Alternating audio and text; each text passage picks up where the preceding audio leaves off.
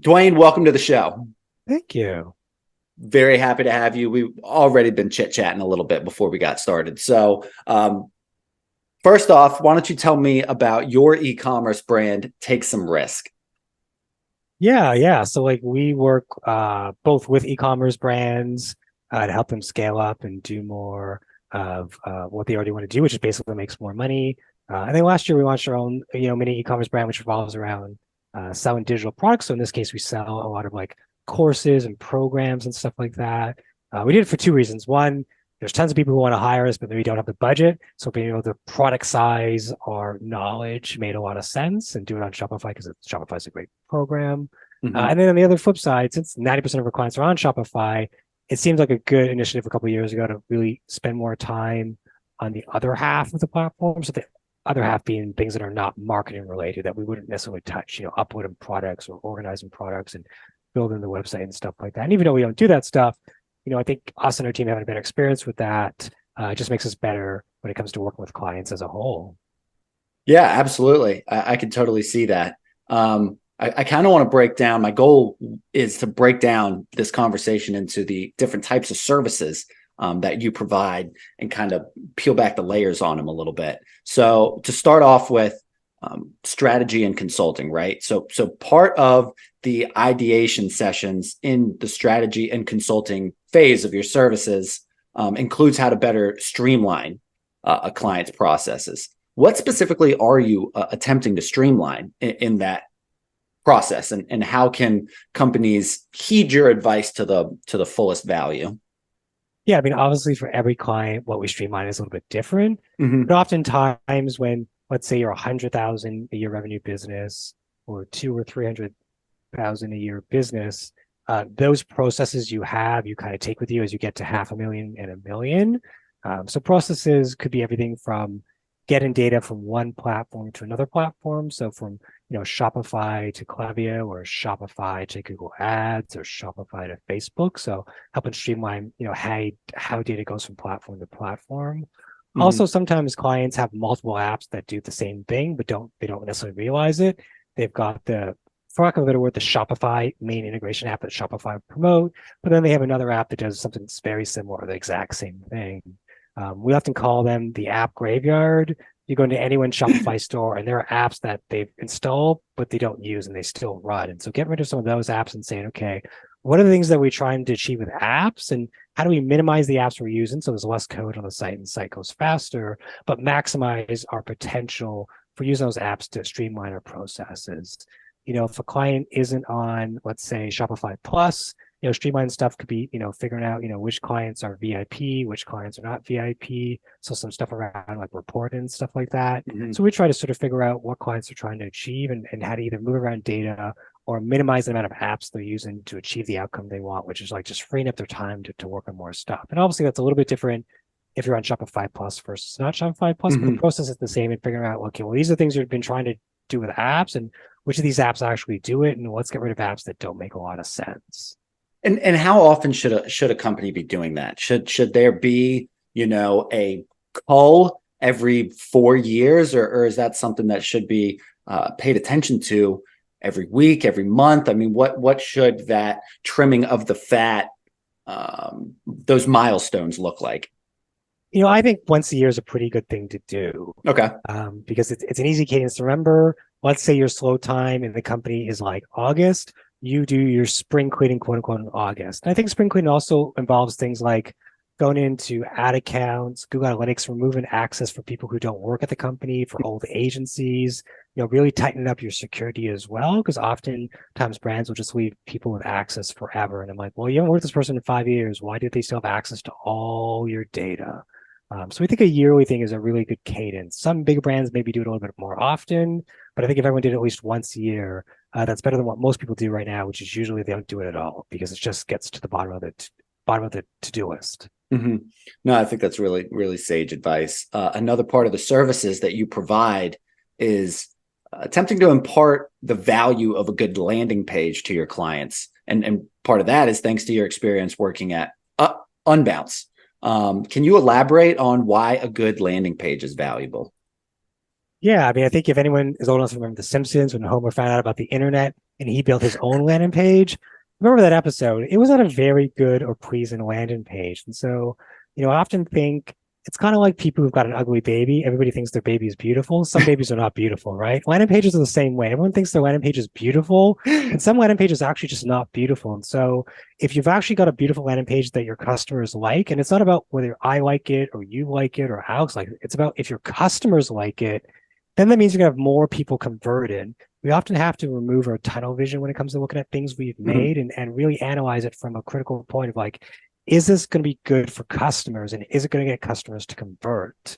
It often means having a landing page with copy that speaks to the customer's need, the customer's pain point. For a good example, we've got a client that sells women's pajamas. So often talking about things like our pajamas will keep you from being unsweaty at nighttime. So it's like moisture wicking, or it can help you get a good night's sleep if you've got like hot flashes, menopause. So really digging into why people want to buy a product and having that speak to those values, those pain points on the landing page, up to including, most women are always really happy when a pair of pants comes with pockets. It seems like a trivial thing to us men, but most things for women don't have pockets. And so when you tap into that, you want the landing page to reflect that, so it speaks to the people and it creates a really good experience. And so making sure that your landing page isn't speaking to you as a merchant or an e-commerce manager or to me as an advertiser is really important, because it's all about your customers at the end of the day. It's not about you or I or anyone else. So the difference between a good landing page and a bad one, is it as simple as, bad copy versus good, or it's speaking to a customer versus not? I mean, what are those differences between a good and bad landing page? Yeah, I think at a high level, there's that, because I think that's the biggest issue we see with landing pages we look at is often people write it from their own perspective of what they think customers want versus what customers actually want. And then once you get the copy down, I mean, really comes down to design stuff and layout and how you organize all the content. Some people are good at organizing content, some people are not. Everything from like the font you pick to the font size to, the colors you use. Those things also matter to making a really nice landing page. Because going back to my original example of Homer Simpson, if you remember the landing page he built, it wasn't very pleasing because there was tons of animation, tons of things moving. It was hard to read stuff. There was too much going on. So really just thinking as you go from content block to content block on your landing page, does this make sense? Does this content block have a title? Can people read this font? Can people read this text? Oftentimes text can be too small, even for someone who's got like no glasses on it. So it's like add copy first because that's what people read and see. And after that, it's about font size, colors, layout, design. It's far better to have a short landing page that's punchy and makes sense than trying to make a long landing page that nobody wants to read and is just ugly to look at. And I don't know about you, but glasses are necessary for me. I want to mention to our listeners that Duane is wearing the coolest like periwinkle glasses right now that are just spectacular. Before we get too distracted, moving on to the PPC or pay per click marketing area of services. What are some of the discrepancies between the different distribution platforms that you're operating with? Yeah, I mean, obviously you've got things like, Google and Microsoft on one end, or what people call paid search. You've got things like Facebook, Instagram, Snap, and TikTok on the other end, or what people call paid social. Oftentimes, you're trying to either push or pull people into your website. With Facebook and stuff like that, you're trying to like push people in your website based on like you showing them an ad. But with Google and stuff, you're targeting people based on what they're searching, then you're trying to pull them into your website because they've searched for something you're bidding on from a keyword perspective. I think the big thing that brands need to realize is, when it comes to whether you hire someone in-house or a consultant or a vendor or a freelancer or an agency, when it comes to like paid advertising, it's often more like a game of chess than a game of checkers. And what I mean by that is it's often about thinking about what you're going to do and the different moves you're going to do. If you're going to hire someone, they're only going to think about tactics and all you do is tactics, then you probably won't be as successful as an agency that thinks about strategy, thinks about what we're going to do. You've got a to-do list of a dozen items. Making sure you pick the right 2 or 3 things to work on that list of a dozen items means you're going to move things forward. Picking the wrong things to work on for Google or Facebook or TikTok or Amazon ads means you're going to either fall behind or not move anywhere. It's kind of like a car getting stuck in mud. You can spin your wheel, but you're not going anywhere fast. So I think sometimes people often mistake the idea that like anyone can run ads, but running ads is no different than engineers, lawyers, doctors, any of those people. Like, it's a skill, and either you got the skill or you don't. Just watching some videos on YouTube or reading some stuff on Google isn't going to make you prepared to actually run accounts at the end of the day. But I think on top of that, the other thing people need to think about is there's a difference between like knowledge and experience, right? Sort of, I've got 10 years of knowledge, so to speak, or some people might say I have 10 years of experience, i.e., I've worked in the industry for 10 years. And experience is great from a length of time. But I think when it comes to experience, people have to figure out what knowledge people have in between there. What did they actually do and what did they worked on? Because you could easily have, 2 years of experience 5 times because you haven't progressed in your career. And though you've worked for 10 years, you haven't actually gone very far versus someone who's maybe got 1 year or 5 experience, or they've got, 2 years experience and 3 years experience, right? They both have that 10 years experience, but the knowledge within that experience of 10 years is very different. And so I think brands need to do a good job of figuring out, like, what has this person actually done during that length of time? And can they actually help us achieve our goals? And then I think the other thing I always tell people, if it sounds too good to be true, it probably is. If something's too cheap, it's probably not going to work out. It's kind of like Dr. Nick from The Simpsons. You wouldn't hire him to work on you. Why'd you just only hire the cheapest person to run your ad account? I love the analogies that you're using. And frankly, I think your reflection on what I call armchair experts is pretty accurate. I think the industry can be diluted with people who are armchair experts selling their experience with little credibility or knowledge. Due to the fact that people can have that immediate access to something where a 30-second TikTok video is giving me perceived value compared to someone who's actually had the experience of yourself, who's steadily climbed the ranks, learned what works, learned what doesn't, and what have you. So in terms of actual PPC, is that more valuable of a metric compared to, say, like a CPM, or are those comparable things? And if so, why? I think they're just different. Your pay per click or your cost per click and stuff like that, like what you pay for a click, that's kind of like what we call like an upstream metric, right? It's a thing that happens, at the top of things. So you've got like your clicks, your impressions, your cost per click, your ad spend, right? If those numbers look good, you then have sort of your downstream metrics, right? You've got like your CPA or your ROAS, you've got your revenue if you're in e-commerce, you've got your return on ad spend. And oftentimes, if your downstream metrics are not looking really good and people aren't converting, you then have to look at your upstream metrics to see if there's something wrong there. Are people not clicking on my ad, or the wrong people clicking on my ad? And so they're not like one's more important than the other necessarily. It's just that they serve different functions at the end of the day. Obviously, most people's North Star is going to be either CPA or their CPL or their return on ad spend. But you need to make sure that everything from upstream to downstream metric wise really makes sense for you to achieve the results you're going to get. It's easy just to say, well, we're getting lots of clicks and nobody's converting, but you have to figure out why no one's converting. And it could be, the wrong keywords. You're targeting the wrong searches. It could be the wrong ad. It could be the website. I was telling someone on Tuesday, the one thing I think with what we do especially, and this applies really to marketing as a whole, but I think especially paid ads, people often think, you put $100 into Google, you're going to get back $500 or $1,000. And the challenge with that is, in theory, you could get back $500 or $1,000. But if your website isn't ready to actually accept a conversion, i.e., you don't have the best website possible, you could do everything right on Google and still fail because your website isn't doing its job.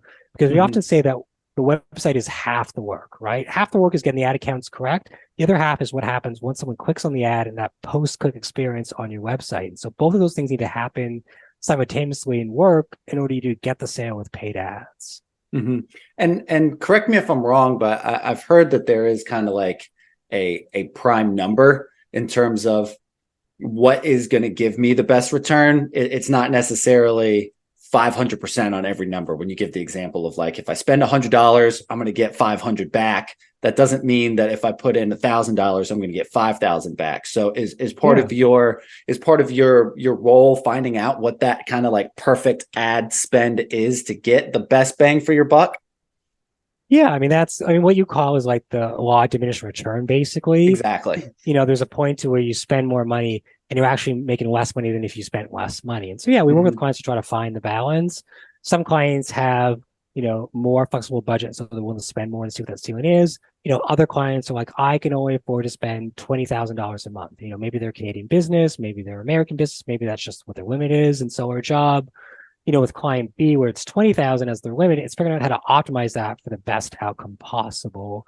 Whereas client A, where they had a more flexible budget, our goal is to figure out, okay, what can we spend to hit sort of our profitability, but not go beyond that where we're losing money every month. For some clients, we know their CPA needs to be somewhere between the 30 mark and the $35 mark. And so we're always trying to optimize and increase ad spend while keeping the CPA within that line. And this is like an e-commerce client, but we use CPA because they only have, really 3 products across different colors. And so if we optimize for that $30, $35 CPA, we know at the end of the day, regardless of what we spend, we're going to be profitable because there is a limited number of products you can buy on the website. Mm-hmm. And you mentioned previously, you don't want to garner the wrong clicks. So how do you ensure that you're targeting the right audience? Yeah, there's lots of things. Obviously, you can do a bit of research to figure out what keywords you want to bid on if you're doing search campaigns. So Google's got Keyword Planner. You could put in your website, you could put in keywords you think people are going to bid on for that product. If you're going to do Performance Max with Google or a standard shopping campaign, you're going to want to build what's called a shopping feed. So very similar to doing your keyword research, you're going to try to figure out if someone's going to search for this product I'm trying to sell, what would they search for, and use those keywords they would search for and apply it to your product title and your product description and build a shopping feed that's based on how people search for products. A good example I'm going to probably talk about next week is like if you sell soap, the scent or the smell that the soap gives off, if it's like a citrus soap, you might want to also put the words like orange or lemon, because citrus comes obviously in different flavors. And so put sort of the flavor of the citrus in your product title or in your keyword. So someone searches for like orange flavored soap or orange scented soap or lemon scented soap, you're more likely to rank for that than if you just put citrus soap, which could be anything. And it may convert, but it probably won't convert as something that's like orange citrus soap or lemon citrus soap. So a lot of it's research, a little bit just trying to understand the product and how people search for it, and then applying that to either keywords or shopping feeds. And then Google has what they call a search term report. So as you run ads and spend more money, you can see what searches people did to trigger your ads and your keywords. And then you can figure out, okay, if this doesn't make sense, maybe add it as what they call a negative keyword so don't show for it in the future. That only really applies to search campaigns and standard shopping. You can't apply negative keywords to Performance Max just due to how Google set up the campaign when they launched it. But using a search term report can really help you understand if you're going after the right people or not. Mm-hmm. No, that search word and SEO type stuff is fascinating because you're kind of like trying to solve a problem that doesn't even really exist, or you're trying to be proactive on how people think. And I think there's really something profound in that premeditation. But one of the problems with paid advertising, as you've already mentioned, is that it's all for naught if those users don't convert. So that brings us to kind of the next stage or the final stage of your services, which would be revenue optimization. How do you differentiate between an unsuccessful advertisement versus a successful advertisement with poor conversion? Yeah, a lot of times you could just be running a test. So you might have ad A that's been doing really well for the last couple of months, and you have a new idea for an ad copy, and you have ad B, and you run them against each other and try to see which converts better. Sometimes you'll send potentially traffic to a custom built landing page. That's another way to run a test to see if something's going to work or not. But a lot of it's trying to figure out, what's working and what's not, looking at the data you have, either in Google Ads or in Facebook or even in Google Analytics. And then using that to figure out, what we should turn off, what should we turn on, what's working. It's a little bit easier, obviously, if you're doing things with a custom landing page. So let's say, I'm a merchant, I'm going to launch a product, June 1st, I'm really hyped about it. Well, today is May 4th. What you probably want to do if you're really thinking about things ahead of time is maybe you want to launch things early in the sense that you've got sort of an early access list, right? So you run some campaigns saying, hey, we're launching this product on June 1st. Why don't you give us your email address so we can announce to you on June 1st when the product goes live? Because maybe that person is on the West Coast or they're in Europe and you're based in EST, and so the time zones are going to be very different than the launch. So that's one good way to like test out ideas of who the right targeting is if you do early access ads, because then you can take that list of emails you've collected, if you're putting them into Klaviyo, for example, you can build a separate list of early access people and then see if those people actually convert come launch day, or they convert over the next year because it's a separate list. Mm-hmm. No, that's fascinating. How do you essentially bolster a campaign's ability to convert users while it's currently active? Yeah, so I mean, there's things you could do. You could obviously look at the campaign to see if it's wasting money. Are you spending money on keywords or ads that are not converting? If you're targeting like America, are you spending money in certain states that aren't converting? Maybe you want to remove that state. Maybe you spend a lot of money in Texas, but Texas doesn't convert, and all the people convert in like Illinois, Florida, and California. Outside of maybe looking at things from a location standpoint, keywords or ads, you may just want to see, again, like the search term report, see what's going on there and see if there's things you should remove, or not even remove, but add as a negative keyword, because maybe Google thinks that like what someone's searching for is what you're bidding on when the semantics of those two words are very different. I always use the example of like milk chocolate and chocolate milk. Google thinks those are the same thing, but we all know that like when you drink and when you eat. And so maybe you want to add one of those as a negative keyword to your account. So those are some ways you'd look at like optimize it outside of what you'd probably do, on your website as well, if things are not converted as well. And then obviously, if things are going well and Google says you can spend more money in a campaign, you can obviously just increase your budget and see if there's an ability to continue to acquire clicks and conversions and revenue while increasing your budget. Mm-hmm. And I don't want to like focus on the negative too much or anything, but I've never asked this question, and you're a positive enough guy to where I don't think you take offense to it. Have you ever had to like totally scratch a campaign just because it wasn't working and kind of have to go back to the drawing board? Yeah, totally. I mean, anyone who's done this as long as I have, been doing this for 17 years, would have had to do it at some point. I often tell clients, like, if I could tell you right now what was going to work, I would have won the lottery and be on a beach sipping Mai Tais or something like that, right? Like, there's no way for me to guarantee I know what's going to work ahead of time. But the part of my job is to test out lots of ideas and find what's going to work, and then continue to spend more time and energy on what's working. So yeah, I mean, we've got, one client right now where, it's a struggle. I'm not going to lie. They're in a super competitive industry. And so like we decided the other day, we're going to scrap everything that we've done for the last 4 or 5 months. Things have worked, but not at scale that we want to get to. And not as profitable as we want to do. And we're just going to start from scratch. What haven't we done? What could we do? What crazy idea do we don't think would work because maybe it's not in our standard operating procedures? Do we want to give it a try? Because at this point, we have nothing left to lose. I often tell merchants and potential clients, even friends, regardless of what agency or freelancer contract you hire, they can't help everyone. And you may be the brand they can't help, but that means you've got to go to somebody else to get the help for whatever reason. Maybe those people couldn't figure out the ad account, or they couldn't figure out the brand, and maybe someone else could. And so that's why I say I go back to sort of, it's more about like chess and strategy than checkers, is because, you can't help everyone. And sometimes the strategies you propose are just not the right strategy for that brand. Mm-hmm. Even though they're compelling strategies that could then work on the next brand that walks in the door. Exactly. Yeah. I mean, and sometimes, it is the product, sometimes it is the website, but we're assuming, the website isn't an issue and the product is an issue. You just couldn't crack it for whatever reason. It's just not, your wheelhouse in this case. Mm-hmm. I'm interested. So take some risk, right? That's been around for about 6.5 years. Is that correct? Yeah. Yeah. How have you been able to scale that brand, your brand, in the last 6.5 years? Yeah, I mean, I originally didn't want to start an agency. I always tell like our team this when we do like story time of how we started the company. I originally quit my job in Bass because I was just unhappy, and I realized staying somewhere to make someone else more money is not going to really make me any more money. And so I just went to freelance, and I told people I was available, and I got a bit of work, in 2017, and some more work in 2018.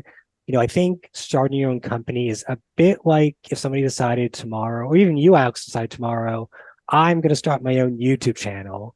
A lot of people will give up on YouTube too early. I think there's this research I read last year, and I don't think I'm going to say this wrong, but it basically said the point where you reach velocity is at like 100 videos. And if you can get to 100 videos, other quality videos, you can find the point where you get more and more people subscribing to your channel, and you've had velocity take off where your channel explodes. Obviously, explode will be different for different people because it'll depend on how many subscribers you have at 100. But often people will give up at, 10, 12, 20, 30 videos because they're not seeing the traction they want from YouTube. And I think starting a company is very similar. It's always about sort of the long game. And I think because I didn't want to start an agency when I started, I was just looking to like cover my bills and, paying for myself, basically my salary. And things kind of just went as we go. I said yes to lots of things in 2017. I tweaked a little bit of who we serviced in 2018. I tweaked our pricing a little bit in 2018. And then 2019 was an okay year, but our first year we lost money. I learned the valuable lesson as a boss is maybe sometimes you should let people go if they're not the right fit for your organization. Luckily, we saved enough money in our first 2 years that 2019 was fine to lose money.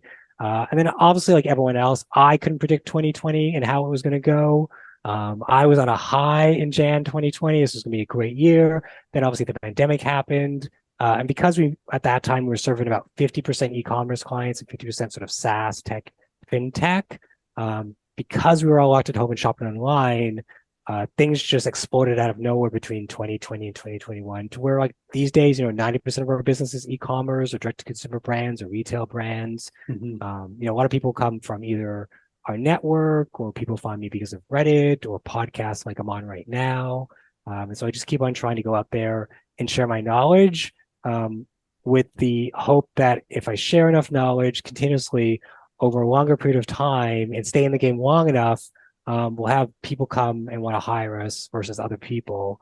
I'll say, this year we'll definitely have less leads than we had last year. People are trying to bring things in-house and save costs. And paid ads is obviously a huge cost between like fees you pay people and money you put on ad spend. But one thing I've learned doing this the last 17 years and being through, I guess technically 2 recessions, if you count 2007 as a recession, is that even though when people are firing, there's always somebody hiring. So you just got to go out there and find the people who are hiring and then work for them. Well, things are maybe a little bit more lean, a little bit tough right now. No, I think that's great advice. And we were talking before the show about the name of the company, Take Some Risk. Did you want to give us a little story time and how that came to be? Because you were mentioning it's not grammatically correct, and I'm interested if there's a story there. Yeah, I mean, there definitely is a story, Alex. I mean, yeah, so take a risk would be technically what you'd say, right? Grammatically be take a risk. But I realized in life, in order to get to where I was in 2017 in January, that I took lots of risks to get there. I moved to Australia and looked for a job, even though I had no connections and I knew no one. And I found a job in 3 weeks doing what I do now, which is obviously paid ads. That went really well. So then I moved to the UK again, really knowing no one, getting a visa and just hoping I'd find a job with sheer will and positive that I could make it through. And I got a series of jobs at startups and, big agencies like Ogilvy and stuff like that. My last startup got bought that I worked at, which is really cool. Because our American competitor came over and realized it's easier just to buy us than compete with us at the time.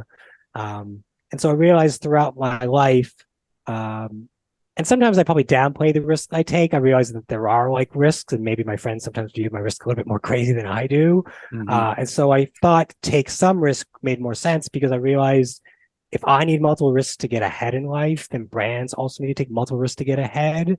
What you do from 100,000 to 500,000 isn't what a brand usually does to get from 500,000 to $1 million in revenue a year or $5 million revenue. And you've got to take different kinds of calculated risks to do that. I often use the analogy on phone calls with prospects. If this was an airplane, I hope you'd grab my hand, jump out of the plane with your parachute, and we'll land it because you've got to take risks as you go to grow as a business, whether it's how you change your operations, who you use for fulfillment, whether it's in-house versus 3PL, who you use for shipping, how you talk about your product, even how you position your product in the market, is a risk to a certain degree. And you've got to take all these risks if you want to grow. Because if you hit standstill with your company and things aren't progressing, it's probably because you're trying to do things that got you to where you are, which may not be the things that are going to get you to the next stage of growth in your business. And safe and consistency, in my perspective, it can be complacency, and complacency can be the death of growth sometimes. I think there's a difference between being content and complacent. Being happy with your business and being stagnant, this industry can be very grow or die. And so I think imparting that into your full axiom or mantra is pretty cool, honestly. And you were referring to, Duane, your travels your adventures, and you're Yeah. essentially a proclaimed digital nomad, because you've lived in 6 cities over 3 continents, visited 40 countries.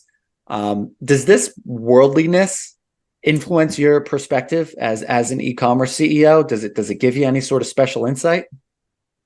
Yeah, it totally does. I mean, I used to tell people, before I moved to the UK and lived in London, even though I'd run campaigns in the UK and Europe, from my bases in Toronto or Australia, whatever, I didn't really understand the UK culture because I hadn't lived in the UK, right? Running campaigns in a country is very different than living in a country, regardless of what the country is, even though as a Canadian, and you assume Alex as an American, we both speak English and the British speak English. Going over their culture was a very different country, especially with their aficionado-ness for like alcohol and drinking. It's like just a whole other culture out there. And so being able to travel to other countries allows me to a little bit tap into, I think, the culture of different countries and how they work and how they function. Even something as archaic as like, how does their banking system work, or how does their transit system work and paying for things? Like we have a very archaic banking system in Canada. So seeing how banking worked in the UK when I lived there, in Australia, or when you go back to the UK now to see clients and stuff like that, I think really helps up for e-commerce, because you can say, well, maybe we're not really applying what we know about the country to our UK store, right? Maybe we're not offering the right payment options, is why people are not converted. Maybe we're not offering the right payment options when it comes to Germany. That's why people are not converting. So really understanding a culture does really help you when you're working on things from a global perspective. We've got campaigns launched on 4 continents and 35 different countries. And so trying to understand lots of different countries and how they actually function and how they work and where they are in the stage of like technology and payments is really important, because the more you can like localize things for a country that needs it, the more likely people are going to buy from you versus just assuming, oh, we're a Canadian company or we're an American company. We're just going to do what we do here for every other country in the world, when things don't work that way, actually. And it's interesting that perspective that you're sharing with me, Duane, feels like that middle part of the Venn diagram where it's both macro and micro, because you're thinking on a global scale, but in a way where each country is getting the individualized attention that it feels like you feel it deserves. Does that sound accurate? I mean, it's easy to just think one track mind, what's good for Canada, what's good for my business, but to kind of compartmentalize while meshing those two concepts together feels, I don't know, kind of difficult to grasp. And I think it's a pretty impressive way to think about things. Yeah, I don't know if I go the textbook definition of micro macro like you, Alex. That feels like we're back at economic class in university. But yeah, I do think of it that way. I think of like, where we're trying to market globally. And then let's say you take in 35 countries, let's say 5 or 10 countries make up, 50 or 70% of your revenue. How do we maximize revenue in those 5 or 10 countries that make up the majority of our revenue? Because odds are I'm going to make more money from those, 5 or 10 countries that make most of my revenue now than trying to get more revenue from the other 25 or 30 countries potentially, all things being equal. So yeah, we try to think about things globally, but locally, because it makes sense, even down to, can we do ad copy? Do we need to localize different websites? For a lot of our clients, we do things globally. They usually have like an American website, a Canadian website. There's usually a UK website because of, obviously currencies. There's usually a European website because of the euro. And then usually there's like an Australian/New Zealand website, potentially, to serve APAC. And if they don't sort of serve APAC, they'll serve it out of America. Oftentimes APAC's hard to service because, especially Australia, it's just so far, it's expensive to ship there. And people often will, focus on like the Americas and sort of EMA or Europe as a whole. And I'll tell you from my experience, I am not nearly as well traveled as you, but I had the fortune of visiting Ireland last year, and some of the stuff that you mentioned is kind of culture shocking. Despite everyone speaks English, I had difficulty understanding it. Just because of the accents. It feels very American, but there are certain cultural things that are just so vastly different. And I didn't even live there. I was there for a week for my cousin's wedding. But I also took away, I don't know, something so intangible from it, of this, like, I felt so much smaller in terms of like so many people live on the planet and don't even leave their hometowns. So what I'm trying to say is that traveling is one of the best ways that you could possibly learn about almost anything, specifically cultures and our influence on them and their influence on us. So I think that's really cool that is a piece of you, Duane. Yeah, I mean, I'm a single gay guy, so most of my money goes towards travel because I'm single. What else am I going to spend the money on at the end of the day? But yeah, Ireland's That's nice. I got a few friends who are Irish. But yeah, I mean, they speak English, but they got the accent. Things are just yeah. different over there in Ireland. Things are even more different than Northern Ireland versus just Ireland itself. Mhm. So yeah, we all speak English, but we all speak sort of a different dialect of English. Absolutely. So before we wrap up, I have one question that I always ask as the final question to guests, and that essentially revolves around how e-commerce can be a exhausting and stress-induced industry, which almost guarantees people trying to operate 24 hours of the day, 7 days a week. So it's important to keep track of mental health and work-life harmony. Now, aside from travel, what are some of the things that you do with your free time to ensure mental health stability? Yeah, I mean, that's a great question, Alex. The big thing I've been telling friends for years is like regular sleep. Mm. During the week, I'm in bed by 10:30. Last night I was up a bit late, but we won't go into why. But I go to bed around 10:30 during the week if it's a weeknight. And then I usually up somewhere between 7:30. And really that consistency of getting that sleep, I think really helps with just like my brain being able to shut off and my body being able to recharge if it's been a long day and stuff like that. On weekends, Friday, Saturday night, I go to bed whenever because it's just whatever. I sleep in if I want the next day.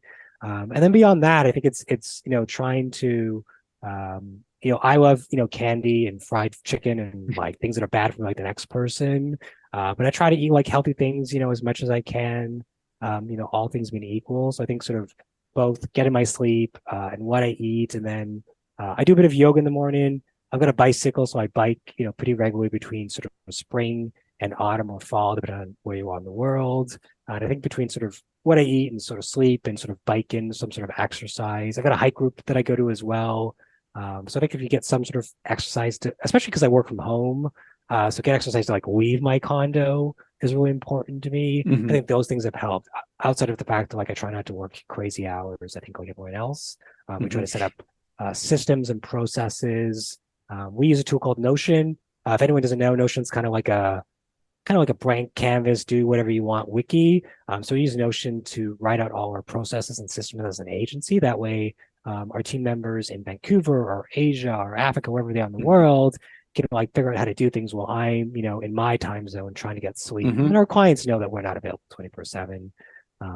So we're available, 9 to 5 or 10 to 6 or whatever it is. And unless it's really an emergency, like Shopify went down or something's broken, you can't sell stuff and ads need to turn off, most things can wait till Monday, the next business day, Mhm. at the end of the day.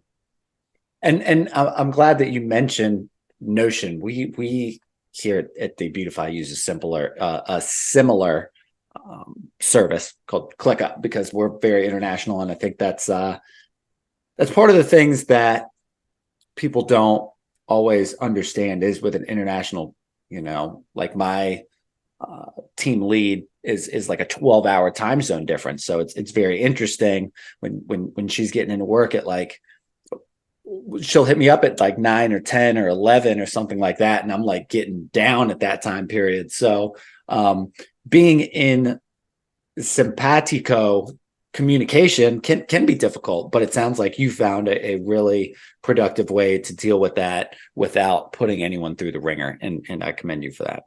Thank you. Yeah, we try to basically work asynchronously and write everything down as much as we can. We Mm-hmm. actually use ClickUp as well. So we used to use Asana. And so the last month we've been switching over to ClickUp just to get a new project management tool. Mm-hmm. And that's really ClickUp is more for client stuff. And then we use Notion for agency sort of process system stuff, just to keep those two things separate. Also, I don't want to put all our systems in one platform because if something Mm-hmm. happens to that platform, I don't have to switch out and move everything because that just sounds like a real pain in the ass to begin with. But yeah, we try to just work asynchronous as much as we can and over communicate, even if you think you're over communicating. It's better to say more than say less when it comes to, writing things out for someone else who's in a different time zone than you. Wonderful. Well, I think we said a decent amount in this conversation. Duane, I want to thank you for stopping by, and let's go take some risk. Yeah, thank you.